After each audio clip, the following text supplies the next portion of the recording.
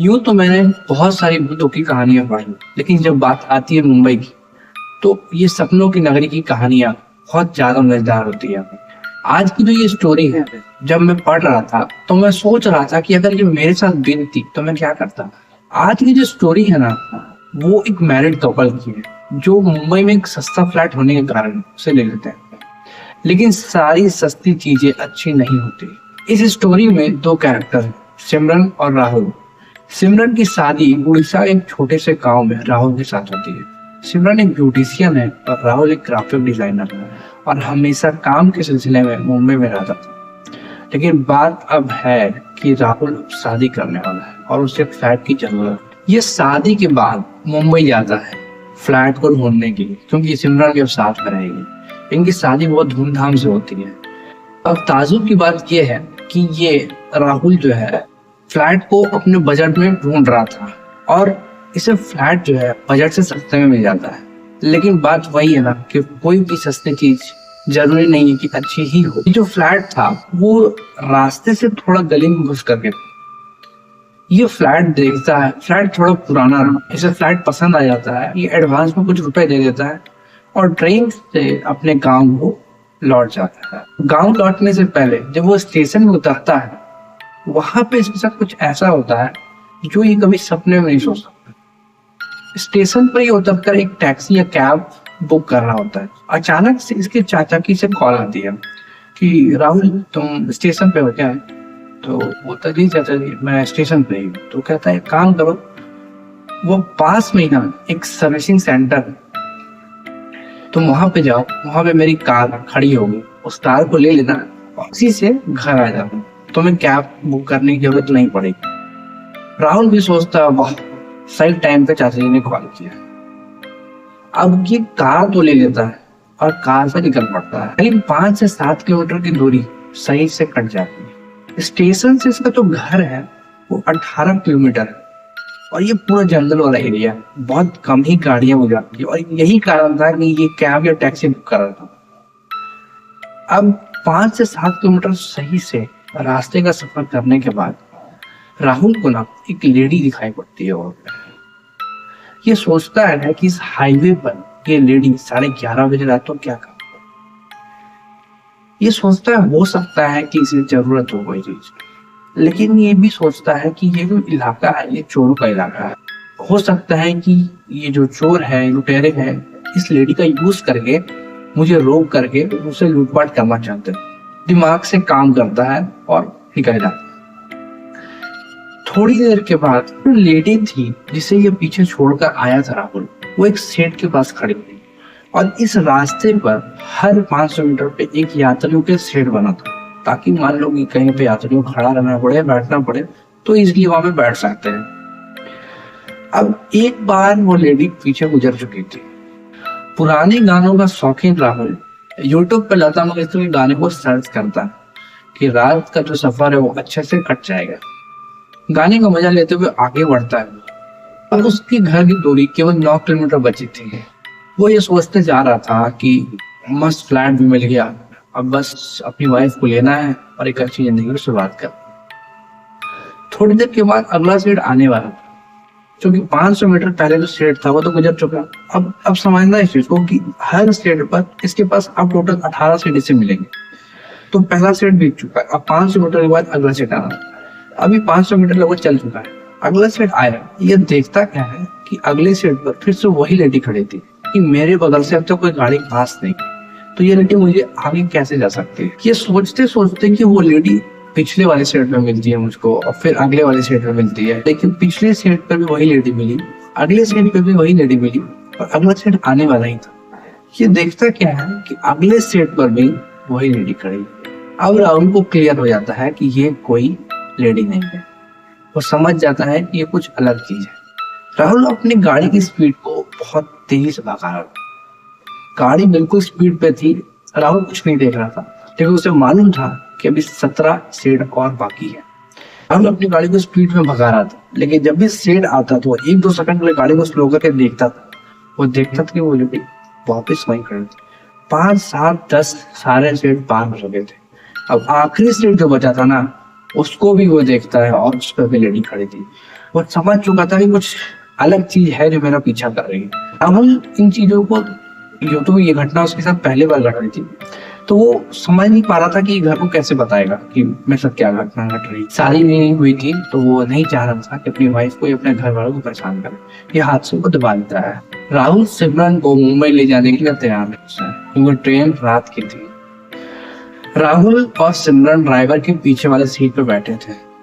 राहुल ये सोचता है कि हो सकता है कि फिर से वो वापस से दिखाई दे, इसलिए वो क्या करता है ना, अपनी आंखों को बंद कर लेता है और सामने से लेट जाता है। वो बताता नहीं बिल्कुल सिमरन को या ड्राइवर को।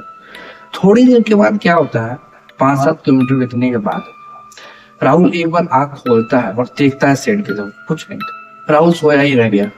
अचानक गाड़ी जोर से ब्रेक लेती है और उसका नींद टूट जाता है। राहुल आंखें खोलता है और ड्राइवर से पूछता है क्या। ड्राइवर और सिमरन से बताते हैं कि कोई औरत अचानक से गाड़ी के सामने आई और मालूम नहीं किधर चली गई। ड्राइवर गेट खोलता है, नीचे उतरता है कि हो सके उस लेडी को चोट लग गया हो या कुछ हो गया हो। सिमरन भी उतरती है और राहुल भी उतर के देखने लगते हैं साथ में। ड्राइवर जिस जगह पे गाड़ी रुकी थी उसके इधर उधर चारों साइड देखता है। ये तीनों भी घूम रहे थे, इधर देख रहे थे कि उस लेडी को हो सकता है चोट ज्यादा लगी हो। लेकिन राहुल को ये चीज भी मालूम थी कि ये रोड सही नहीं है क्योंकि 2 दिन पहले ही इस घटना का शिकार हो चुका था। तो ड्राइवर गाड़ी स्टार्ट करता है और राहुल शीशे में पीछे की ओर देखता है। वो देखता है कि पीछे वही लेडी खड़ी थी जो 3 दिन पहले उसे दिखाई पड़ रही और वो हंस रही थी बहुत अजीब तरीके से, बिल्कुल वियर्ड तरीके से, और इशारा कर रही थी आने का। लेकिन ये इशारा वो 3 दिन पहले नहीं कर रहे थे। राहुल को बिल्कुल समझ नहीं आ रहा था कि ये सब क्या हो रहा है और सबसे मेन बात ये क्यों हो रहा है उसके साथ। ऐसा तो उसने कुछ गलत किया भी नहीं था किसी के साथ। वो फ्लैट पहुंच जाते हैं अपने 22 घंटे के सफर के। फ्लैट पे अपने सारे सामान को सेट वेट करते हैं और दूसरे दिन से उनको अपना काम ज्वाइन करना था। सिमरन का बिहेवियर बहुत अच्छा था। सिमरन के पास के पार्लर में काम पकड़ लेती है। 1 हफ्ता बीत जाता है और सिमरन को अच्छे खासे पैसे मिल रहे थे जिसका वो यूज कर रही थी कुछ अन्य एक्स्ट्रा जो खर्चे होते हैं उसको मेकअप कर रही थी। राहुल अपनी सारी पुरानी बातों को भूल गया था बिल्कुल। एक रात को उसे कॉल आता है ऑफिस से कि राहुल तुम्हें 3 दिनों के लिए गोवा जाना पड़ेगा। और क्योंकि नई शादी हुई थी तो वो अपनी वाइफ को अकेले नहीं छोड़ना चाह रहा था। लेकिन बात थी प्रमोशन की कि हो सकता है कि तुम्हारे से प्रमोशन हो जाए। क्योंकि प्रमोशन की बात थी तो राहुल रेडी हो जाता है और अपनी वाइफ को बताता है कि मुझे गोवा 3 दिनों के लिए जाना पड़ेगा। और वो गोवा के लिए निकल पड़ता है। गोवा पहुंचता है और सिमरन को ऑफिस कॉल करता है कि हाँ मैं ठीक ठाक से पहुंच गया। उस दिन सिमरन की तबीयत थोड़ी खराब थी। वो सोच रही थी मन ही मन की एक काम वाली मेड मिल जाती तो बहुत बढ़िया रहता। थोड़ी देर आराम कर रही थी उसे सिमरन और आराम करने की कुछ देर के बाद ही घंटी बजती है और जब वो गेट खोलती है तो सामने एक बाइक खड़ी थी। वो कहती है कि मैडम जी आपको कोई काम वाली चाहिए क्या। तो सिमरन कहती है कि चाहिए तो जरूर मगर तुम काम जानती हो क्या। तो बोलती कि मैडम जी मैं पहले भी इस फ्लैट पे काम करती थी। वो लोग चले गए तो फिर मैंने काम छोड़ दिया। तो सिमरन बहुत खुश हो जाती कि भाई फिर तो इसके लिए बिल्कुल जाना पहचाने का फ्लैट है, सारा काम सीख जाएगी। तो बोलती कि मैडम मैं आज से ज्वाइन करूँ क्या। तो बोलती हाँ कर लो कोई दिक्कत नहीं। बाई अपना काम करके चली जाती है और सिमरन की तबीयत थोड़ी खराब थी इसलिए वो आराम ही कर रही थी और अब रात हो चुकी थी। उसकी नींद अचानक खुलती है और वो देखती है दरवाजे के पास कोई चल रहा है। तो उसे लगा कि वापस से कोई ना कोई होगा। बाहर वो दरवाजा खोलती है और देखती कोई नहीं था, बिल्कुल सन्नाटा। और आसपास के जितने फ्लैट्स थे ना वो भी बंद थे। वो फिर से सो जाती है और थोड़ी देर के बाद कांच टूटने की आवाज आती है। वो अचानक उठती है और खिड़की के पास जाती है क्योंकि खिड़की के पास ही बस कांच लगा। खिड़की के पास जाती है और देखती है कि कांच का बहुत बड़ा टुकड़ा गिरा हुआ। लेकिन वो एक चीज और देखती है कि खिड़की का जो कांच है वो तो सही है, तो फिर ये कांच आया कैसे। वो कांच को साइड करती है, कैसे सो जाती है। सुबह भाई आती है, काम हम सारा कर लेती है। फिर सिमरन उससे बताती है कि बेड के नीचे एक कांच का टुकड़ा ऐसे फेंक देना। भाई कांच का टुकड़ा उकड़ा कितना था सब साफ कर देती है। सिमरन करती क्या थी कि पूरे घर का जो चाबी था ना वो मेड को देती थी, लेकिन बेडरूम में जिसपे वो अपना ड्रॉवर रखी है, पैसा वगैरह सब रखी है, उसको बंद कर देती थी और चाबी दे देती थी मेड को और चली जाती थी ब्यूटी पार्लर। हर दिन का ये कहानी था, आज भी वही करती है और ब्यूटी पार्लर जा करके वो सारा वाला काम करती है अपना। शाम को आती है थकी हारी। फिर थोड़ी देर के बाद राहुल का कॉल आता है। वो राहुल को बताती है उस मेड के बारे में कि मुझे बहुत अच्छी मेड मिली है जो बहुत अच्छे से काम करती है और उसको कुछ बताना नहीं पड़ता है। राहुल कहता है बढ़िया बात है, ये तो मतलब तुम्हें भी, तुम्हारा भी जो काम है ना वो बड़ा आसान हो जाएगा। राहुल फोन रख देता है। सिमरन अपने काम में बिजी हो जाती है और वही 10 साढ़े 10 बजे वो सो जाती है। आज का मैं किस्सा वही था, दरवाजे के पास किसी के चलने की आवाज आती है और ये जो आवाज है मतलब थोड़ा सा लग रहा था कि कोई जानबूझकर पैरों को दबा दबा करके इस टाइप से चल रहा है कि आवाजें आए। ऐसा नहीं कि नॉर्मल कोई पास हो जाए तो आवाज नहीं आती जैसे हम लोग जनरली चलते हैं, लेकिन वो आवाज इस टाइप की थी कि वो बार बार सिमरन के कानों को चुभ रही थी। वो वापिस से गेट खोलती है जल्दी जल्दी और देखती कौन है, लेकिन कोई नहीं था। वापिस वही सन्नाटा, कोई नहीं, गायब। सिमरन वापिस से आती है और वो वापिस वही चीज गेस करती है जो उसके साथ कल बीता था, मतलब वही कांच का टुकड़ा वापस से गिरेगा। वो सोचती देखते हैं आज होता है या नहीं। थोड़ा देर के बाद सोती है, वापस से वही कांच का टुकड़ा ना जाने कहाँ से गिरता है। वो आंखें खोलती है, कांच के टुकड़े को देखती है, वापस से शीशे को देखती है, खिड़की में लगे कांच को देखती है, सब प्रॉपर, बस वही टुकड़ा दिख रहा। ये सब चीजों को देखकर सिमरन समझ गई थी कि मेरे साथ जो हो रहा है ये कोई नॉर्मल चीज नहीं है, कुछ तो है यहाँ पर जो नहीं होना चाहिए। वो राहुल को बताने के लिए कॉल उठाती है और वो राहुल को ये सब बताना चाहते थे कि मतलब जल्दी से जल्दी राहुल आ जाए और समझे कि ये सब क्या हो रहा है। वो फिर भी सोचती है कि चलो फोन में बता देती हूँ। फोन उठाती है, कॉल लगाती है, मगर वापस से फोन को रख देती है। राहुल भी नहीं उठाता, न जाने। उसी रात राहुल अपने बॉस को गोवा के एयरपोर्ट में छोड़ने जाता है और वापस आने टाइम बिल्कुल मूड पे था और उसे लगा था बस आज का काम खत्म और कल मैं अपने घर को जाऊंगा। रास्ते में ना वापस से वही लेडी दिखाई देती है और अचानक से ब्रेक मारता है। बिल्कुल डर जाता है, वो समझ नहीं, आज तो बिल्कुल उसके लिए अजीब हो गया था कि भाई क्या हो रहा है। वो अचानक से ब्रेक मारता है लेकिन फिर गाड़ी को इतनी स्पीड पे भगाता है, इतनी स्पीड पे कि मतलब बिल्कुल कुछ दिखाई नहीं पड़ रहा था। लेकिन वो वापस से गाड़ी को स्लो करता है देखने के लिए कि पीछे कुछ है कि नहीं। शीशे में देखता है वो लेडी वहीं पे खड़ी थी, हंस रही थी, इशारा कर रही थी और 5 सेकंड खाया। ये सीन, ये जो हादसा था, ये राहुल को बिल्कुल झकझोर देता है। रात को नींद में नहीं आ रही थी। सिमरन सुबह उठती है और बाहर निकल के लिविंग रूम के पास जाती है और देखती है कि वहां पर बहुत सारे ब्लड के निशान, खून के निशान है जो किचन की तरफ जा रहे थे। वो जब किचन की तरफ जाती है तो अचानक देखती है वहां कोई खड़ा था और वो उसी की बाई थी। वो बोलती है ये फिर ये सब ब्लड कैसे? तो वो बाई बताती कि मैडम जी वो जो कांच का टुकड़ा गिरा था ना वो मैं साफ कर रही थी, वो मेरे पाँव में लग गया था। तो बोलती ठीक है जल्दी से साफ कर दो। ये सब साफ करवा करके वो वापस से ब्यूटी पार्लर को निकल जाती है।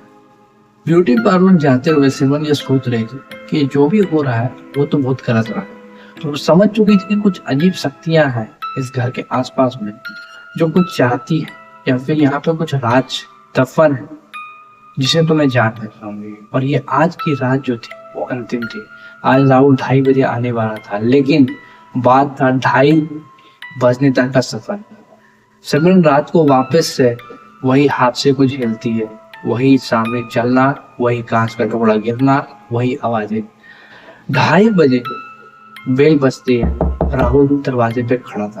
सिमरन गेट खोलती है और राहुल को कस के पकड़ लेती है। राहुल पूछता है ये तुम्हें क्या हो रहा है, और रोने लगती है बिल्कुल सिमरन। वो सिमरन को चुप कराता है और चुप कराने के बाद किचन में जाकर एक गिलास का पानी लेकर उसको देने का सोचता है। वो किचन जाता है और एक गिलास पानी उठाता है, वो लेकर आ रहा था और लिविंग रूम के पास एक चेयर है। वो जैसे चेयर के पास पहुंचता है वो देखता है कि वही लेडी बैठी थी जो इतने दिनों से उसे दिखाई पड़ रही थी और वो बहुत भयानक सी हंसी के साथ उसे देख रही थी। ये देख करके राहुल से गिलास जो छूट जाता है और कस के चिल्लाता है और सिमरन के पास जाकर बिल्कुल पकड़ लेता है। सिमरन बाहर निकल कर देखने के लिए आती है मगर चेयर पे कोई नहीं था। सिमरन राहुल से पूछती है राहुल उसे अपने बारे में जो भी हादसा बीतता था वो सब बताता है। सिमरन भी अपने सारे हादसों को बताती है। राहुल और सिमरन इस बात पर समझ ही नहीं पाते उनके साथ ऐसा क्यों हो रहा था। सिमरन उसे बेडरूम के पास ले जाती है और दिखाती है कि देखो यही कांच का टुकड़ा डेली यहाँ पे गिरता है, जबकि खिड़की सही सलामत रहती है। राहुल और सिमरन एक दूसरे से बात करते हुए निष्कर्ष निकालते हैं कि हम पास वाले जो मंदिर है वहां के पुजारी जी से सुबह जाकर मिलेंगे। ये दोनों रात को सोए बिल्कुल नहीं थे। सुबह के 6 बज चुके थे और सिमरन कहती है राहुल से, आज क्या बात है, बाइक भी अभी तक नहीं आई, अभी तक बाइक को आ जाना चाहिए।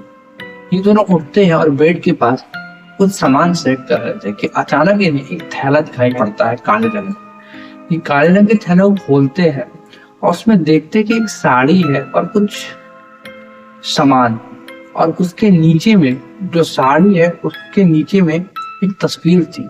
वह तस्वीर बाइक की थी। तो सिमरन कहती है यार ये तो बाइक का थैला है, मगर जब राहुल उसे देखता है तो देखता है ये वही लेडी थी जो इसे हर रोज दिखाई पड़ रही थी सड़क पे।